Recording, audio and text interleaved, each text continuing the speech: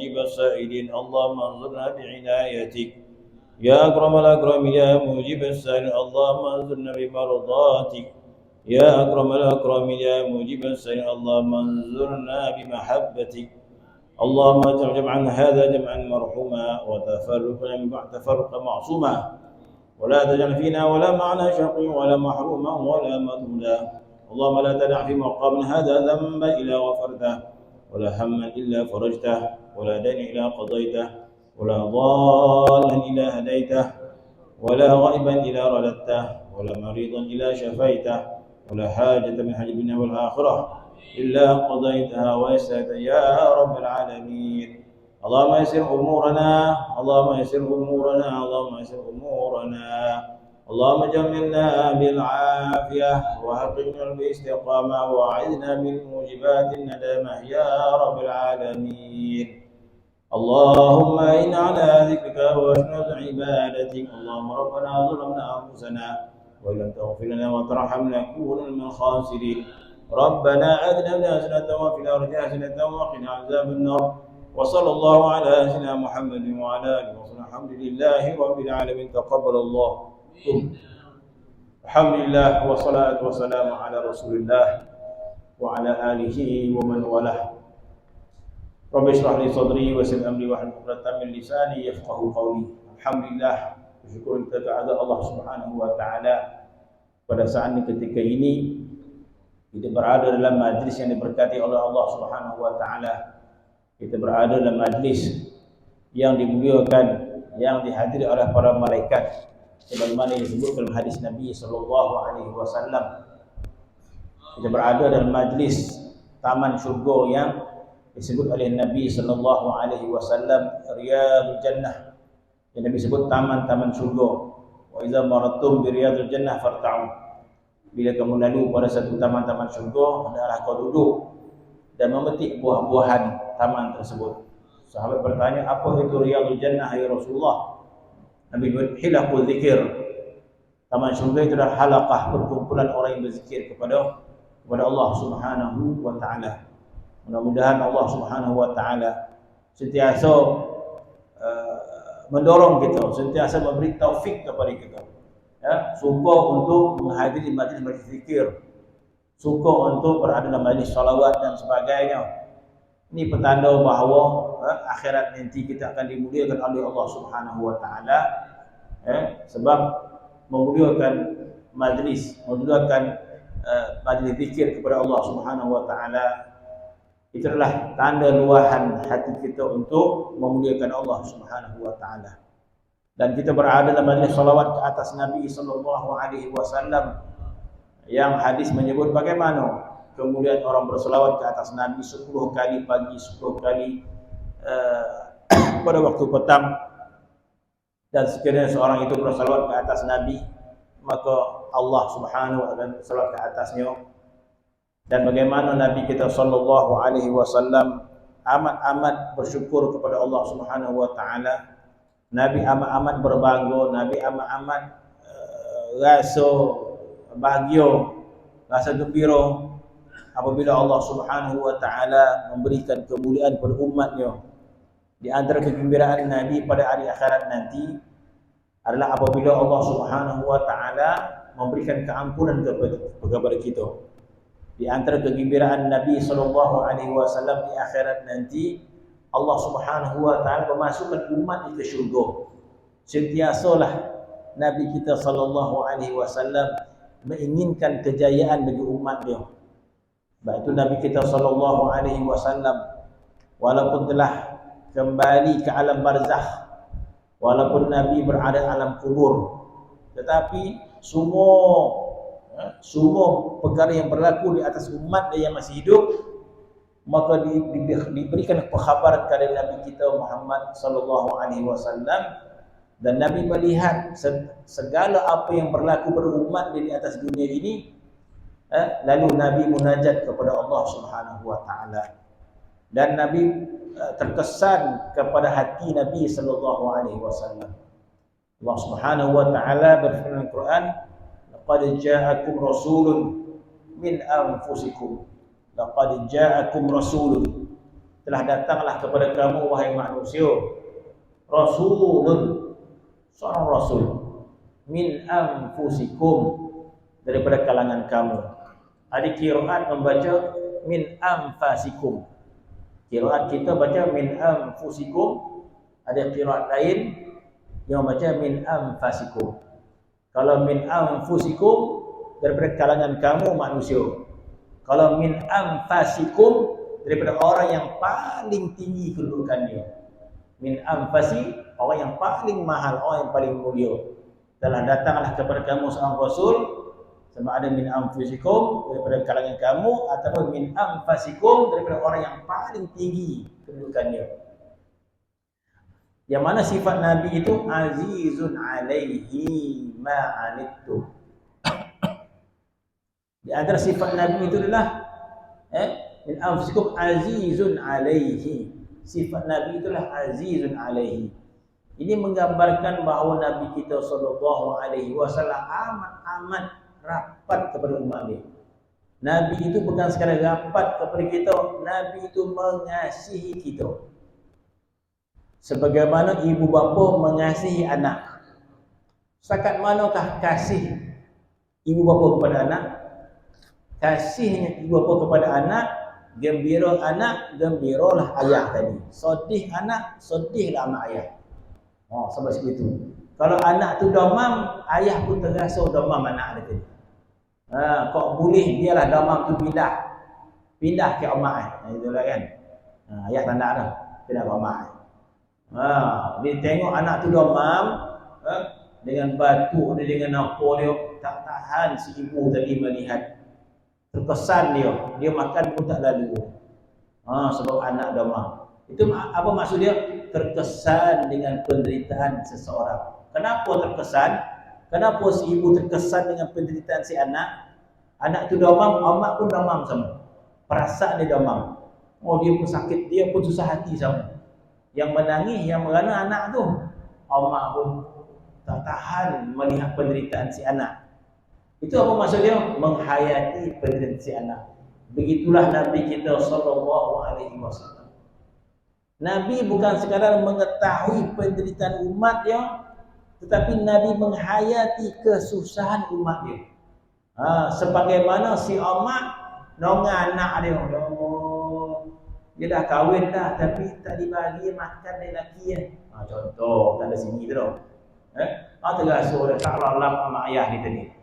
Bagi dan bolo dia boleh makan.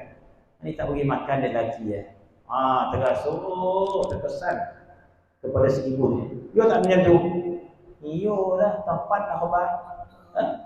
Begitu perasaan. Kenapa? Kasih ibu kepada anak. Nabi sebegitu kepada umat dia. Kenapa? Allah Ta'ala yang sebut macam tu. Sifat Nabi itu azizun alaihi ma'anittum. Nabi itu akan terasa, terkesan, merasa susah sesuatu yang menyebabkan kesusahan kepada umat dia. Nabi SAW bukan tidak mengetahui umat dia kelaparan, umat dia susah, umat dia miskin di dunia ini. Nabi tahu. Ketika mana Siti Fatimah tak berasap dapur dia, tak makan, tak ada makanan, apakah Nabi tak tahu Siti Fatimah tak makan? Sehingga datang Siti Fatimah kepada rumah Rasulullah SAW mengadukan kesusahan dia. Maka Nabi bagi pilihan. Bukan Nabi tak tahu, Nabi pilihan. Sama ada engkau senang di dunia, ataupun aku berdoa, berikan satu amalan kepada kamu. Bagi amalan. Dia datang lapar nak boleh. Nabi bagi satu amalan, beramal. Kenapa? Sebab Nabi lebih sayang umat dia tentang akhirat. Nabi lebih sayang kepada umat tentang akhirat. Nabi mengetahui kesusahan dunia kita, tetapi Nabi lebih bimbangkan kesusahan di akhirat nanti. Masya Allah, begitulah keprihatinan Nabi kepada kita, umat dia, sehinggalah di akhirat nanti Nabi kita lah orang yang paling sibuk di padang mahsyar. Nabi kita lah yang paling sibuk. Kenapa paling sibuk? Dia memerhatikan umat yang ada masalah ke tidak. Ketika mana ditimbang ada masalah ke tidak dan sebagainya, sehinggalah Allah Subhanahu wa taala memberikan kegembiraan kepada Nabi kita Muhammad sallallahu alaihi wasallam. Memberikan kegembiraan, yaitu menjamin. Dalam satu riwayat, Allah Subhanahu wa taala tidak akan mempersia-siakan umat Nabi Muhammad demi untuk menjaga hati Nabi Muhammad sallallahu alaihi wasallam. Masya-Allah, tak kita sepatutnya amat-amat mencintai kepada Nabi kita sallallahu alaihi wasallam. Kalau ikut amal kita, kalau ikut dosa kita, binasa kita di padang mahsyar. Kalau ikut amal kita belum tentu diterima oleh Allah Subhanahu wa taala. Kalau ikut dosa kita, binasa kita. Tetapi disebabkan cintanya Allah kepada Nabi Muhammad sallallahu alaihi wasallam, dan secara riwayat Allah taala sembunyikan kesalahan kita di hadapan Nabi Muhammad sallallahu alaihi wasallam. Sehingga Allah Subhanahu wa taala memberikan jaminan kepada Nabi kita sallallahu alaihi wasallam. Maka Allah Taala berfirman dalam surat Wadduha, "Wa la sawfa yu'tika rabbuka fatardha." Dalam surah Wadduha Allah Subhanahu wa taala berfirman, ayat itu ditujukan kepada Nabi kita Muhammad sallallahu alaihi wasallam. Apa firman Allah? Wa la sawfa akan datang, yakni hari kiamat nanti. Sawfa ta'lamun summa kalla sawfa. Kalimah bahasa Arab sawfa boleh akan datang, yakni di padang mahsyar nanti. Firman Allah, wa la sawfa yu'tika rabbuka, akan datang, yakni di padang mahsyar nanti, di akhirat nanti. Yu'tika rabbuka, yu'tika Allah, dia yakni Allah akan memberikan kepada kamu. Yu'tika rabbuka, Allah, dia yakni Allah memberikan kepada kamu akan Tuhan kamu. Beri apa? Sesuatu yang Tuhan tak sebut, tetapi akibat pemberian tersebut fatardha, engkau akan berpuas hati, engkau akan redha. Akhirat nanti Allah Ta'ala akan berikan kepada kamu yang ya Muhammad sehingga engkau redha. Fatardha bermaksud sehingga engkau redha. Apa maksud sehingga Nabi redha? Sehingga Nabi berpuas hati. Tidak ada sesuatu pun yang Nabi tidak berpuas hati di akhirat nanti kecuali mengenai umat dia. Nabi takkan puas hati sehinggalah umat diberikan kebaikan oleh Allah Subhanahu wa taala, sehinggalah Nabi puas hati dengan hukuman yang dihukumkan oleh Allah Subhanahu wa taala terhadap umatnya. Sebab itu Nabi sallallahu alaihi wasallam di antara diberikan separuh umat dia masuk syurga, satu lagi Allah Taala berikan syafaat. Nabi pilih yang mana? Separuh umat dia confirm masuk syurga, atau Nabi memilih syafaat? Akhirnya Nabi memilih syafaat. Apa makna syafaat? Makna syafaat, Nabi boleh rayu kepada Allah sampai dapat. Itu maksudnya syafaat. Sepatutnya orang ni tak layak masuk syurga, tapi Nabi datang merayu sampai Tuhan bagi. Sebab bila seseorang merayu, apa maksud dia? Bila kita merayu, apa maksudnya? Kita merayu, kita perhatilah. Bila tak dapat, sedih tak? Sedih lah. Kita merayu tak dapat, sedih tak? Sedih. Jadi kita jadi suka ni bila kita rayu dapat. Tak ada satu pun rayu kita ditolak. Menyebabkan kita tak ada rasa sedih pun. Sebab setiap rayuan kita diterima. Anak kita tak boleh masuk sekolah berasrama penuh, rayuan dapat. Kita tak boleh pergi haji tahun ni, rayu dapat. Semua dapat. Menyebabkan hati kita tak pernah sedih. Cuma satu ditolak, sedih gitu. Jadi Allah Subhanahu wa taala menjamin kepada kekasihnya Muhammad keredaan dia, keredaan Nabi, bukan keredaan Allah, keredaan Nabi. Sebab itu Allah Taala mengatakan fatardha, yu'tika rabbuka fatardha. Akhirat nanti ya Muhammad, Allah akan berikan kamu satu pemberian sehingga engkau redha. Man Nabi berpuas hati. Apa maksud Nabi berpuas hati? Bermaksud setiap rayuan diterima, setiap rayuan diterima. Agak-agak apakah rayuan Nabi di akhirat nanti? Tidak ada rayuan Nabi kepada Allah kecuali tentang keselamatan umat dia. Maka oleh sebab itu memang patut sangat kita menyampaikan salawat ke atas Nabi kita Muhammad sallallahu alaihi wasallam, dan apabila kita salawat ke atas Nabi, dihapuskan dosa kita, diberikan pahala sebanyak-banyaknya. Dan ulama mengatakan tidak ada amalan yang paling besar berbanding salawat ke atas Nabi sallallahu alaihi wasallam. Bila Nabi tahu, bila turun ayat innallaha wa malaikatahu yusholluna 'alan nabi ya ayyuhalladzina amanu shallu 'alaihi wa sallimu taslima. Bila turun ayat suruh kita bersolat ke atas Nabi sallallahu alaihi wasallam, maka satu ketika datang Jibril alaihi salam bertemu dengan Nabi sallallahu alaihi wasallam, memberitahu secara terperinci kelebihan salawat ke atas Nabi sallallahu alaihi wasallam. Lantas Nabi bergembira dan bersyukur kepada Allah Subhanahu wa taala dengan anugerah perintah salawat kepada kita dan pahala yang begitu besar yang Tuhan berikan kepada kita. Maka tidak pernah Nabi sujud syukur yang begitu panjang kecuali ketika mana Jibril alaihi salam turun memberitahu tentang betapa besarnya kelebihan salawat ke atas Nabi sallallahu alaihi wasallam. Nabi pun sujud syukur yang panjang yang kisah saya tersebut, sehingga lama sangat Nabi sujud syukur, tak bangun-bangun, tak bangun-bangun, tak bangun-bangun. Sahabat yang mengiringi Nabi dah risau dah. Nabi ni tak bongkar-bongkar ni. Lama dah mati ke apa? Oh, tak bergerak. Dia pun mengusik kaki Nabi, tidak bergerak lagi. Maka akhirnya Nabi bangun dan bersujud syukur. Maka sahabat tadi pertama, ya Rasulullah, alangkah panjangnya sujud syukurmu ya Rasulullah, sehingga aku bimbang nyawa engkau tidak kena cabut oleh malaikat maut. Apa yang engkau syukurkan ya Rasulullah? Maka dia mengatakan, sebab tadi Jibril alaihi salam turun memberitahu kepada aku, tidaklah umatmu salawat ke atasmu sekali, nescaya Allah Ta'ala akan salawat ke atasnya 10 kali. Maka inilah kemuliaan yang Allah Subhanahu wa taala berikan kepada kita. Dan banyak ulama menceritakan kelebihan salawat ke atas Nabi sallallahu alaihi wasallam, dan memadai sebenarnya apa yang disabdakan oleh Nabi sallallahu alaihi wasallam, inna awlakum bi yaumal qiyamah aktsarukum alayya salah. Inna awlakum bi, orang yang paling aku perhatikan, orang yang paling aku tolong di hari akhirat nanti, aktsarukum alayya salah, orang yang paling banyak salat atas aku. Jadi mudah-mudahan salawat kita yang berapa banyak dari selalu dia saya kumpulkan sampai 100 kali 100. 100 salawat kali dengan 100. Berapa? 100 kali 100? Entah, SP yang tak lebih.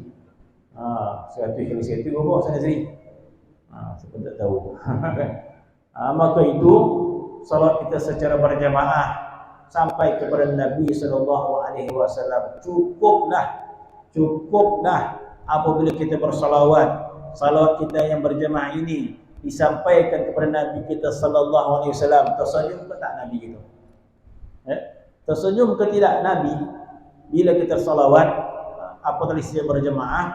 Bahkan hadis mengatakan salawat kita sama ada didengari oleh Nabi secara langsung atau disampaikan oleh malaikat kepada Nabi sallallahu alaihi wasallam. Jadi ulama kata, kenapa sebahagian salawat Nabi dengar, sebahagian salawat disampaikan? Kata ulama, salawat yang Nabi dengar adalah salawat yang penuh ikhlas daripada hati seseorang, dengan penuh kecintaan, dengan penuh keagungan, dengan penuh keingatan, dengan penuh mahabbah. Maka salawat itu akan sampai ke telinga Nabi SAW secara terus. Sekiranya salawat kita lalai, dan tu nama warna belum habis ni.